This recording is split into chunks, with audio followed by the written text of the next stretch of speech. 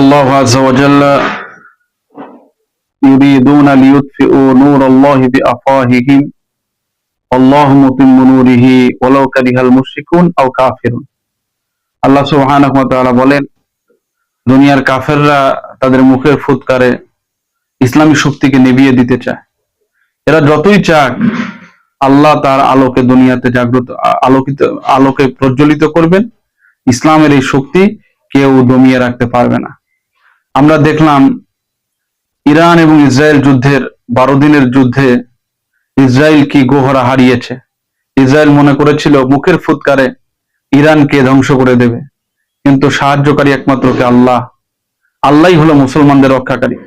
আর এখান থেকে আমরা শিক্ষা পেলাম, একসময় পৃথিবীর সুপার পাওয়াররা, আরবের কিছু গোলামী শক্তি রাষ্ট্র আছে যারা ভয়ে থরথর করে কাঁপে, ইসরায়েলের বিরুদ্ধে কিছুই বলে না। চোখের সামনে ফিলিস্তিনের 50,000 মানুষ হত্যা করে ফেললো, এটা নিয়ে তাদের কোনো মাথা ব্যথা নেই।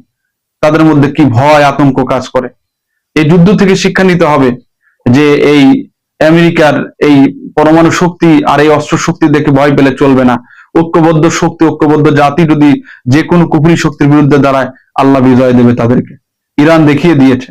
এই জন্য আরব রাষ্ট্রে যারা আছে, আমি তাদেরকে বলবো, আপনারা আপনাদের ঘুম থেকে জাগ্রত হন, ঘুমকে ভাঙান, গোলামীর জিঞ্জির থেকে বের হয়ে আসেন, স্বতন্ত্রভাবে স্বতন্ত্র শক্তির উপরে দাঁড়ান।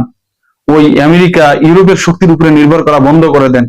আপনারা ইসলামী শক্তি ঐক্যবদ্ধ হন, তাহলে এই মধ্যপ্রাচ্য থেকে এই ইহুদি শক্তি, এরপরে পশ্চিমা শক্তি, ইসলাম বিরোধী শক্তিগুলি লেজ গুটিয়ে পালাতে কিন্তু বাধ্য হবে।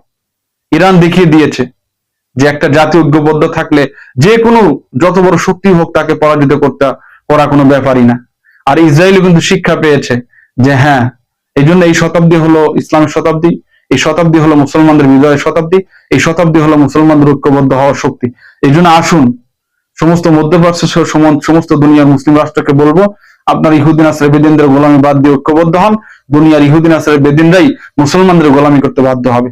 আর এটা জরুরি, কারণ ইসলাম ক্ষমতায় না আসা পর্যন্ত পৃথিবীর মানুষেরা শান্তি পাবে না। কারণ বর্তমান পৃথিবীর যে পরিমাণ অস্ত্র তৈরি করা হয়েছে মানুষকে হত্যা করার জন্য, আজকে যদি ইসলাম ক্ষমতায় থাকতো তাহলে এই পরিমাণ অস্ত্রের প্রতিযোগিতা পৃথিবীতে কিন্তু হতো না।